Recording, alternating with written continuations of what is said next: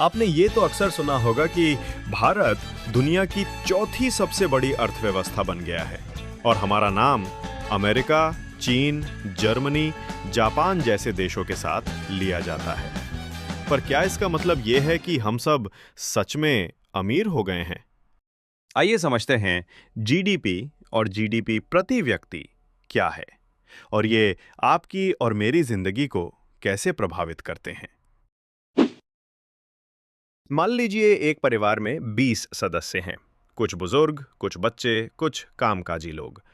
अगर उस परिवार की सालाना कुल आय 20 लाख रुपए है, तो ये उस परिवार की कुल कमाई हुई।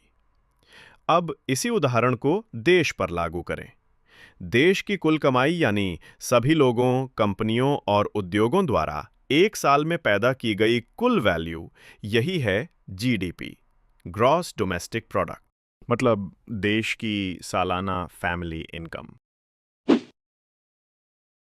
अब ये 20 लाख रुपए की कुल आय सुनने में तो बहुत बड़ी और अच्छी लगती है, पर आप अगर इसे परिवार के 20 लोगों में बांट दें, तो प्रति व्यक्ति आय सिर्फ 1 लाख रुपए सालाना, यानी 8 से 9 हजार रुपए महीना होती है।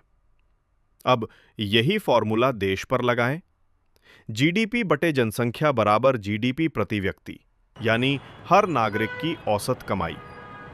भारत का जीडीपी प्रति व्यक्ति लगभग 2,50,000 रुपए सालाना है, जबकि अमेरिका में यह लगभग 80 लाख रुपए तक पहुंचता है। तो अब आप समझ सकते हैं कि जीडीपी ऊंचा होने का मतलब ये नहीं कि हर व्यक्ति अमीर है।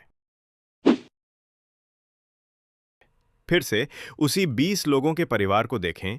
अगर सिर्फ 3 लोग पैसे कमा रहे हों और बाकी 17 उनके ऊपर निर्भर हों, तो परिवार का औसत तो अच्छा दिखेगा, पर हकीकत में आर्थिक असमानता बहुत ज्यादा होगी।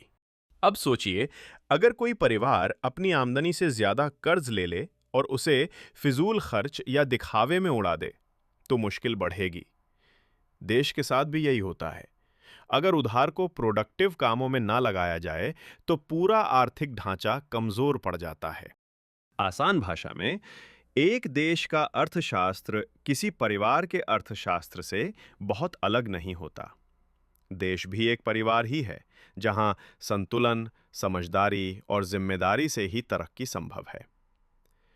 जीडीपी बढ़ाना जरूरी है, लेकिन हर नागरिक को समृद्ध बनाना उससे भी ज्यादा जरूरी है।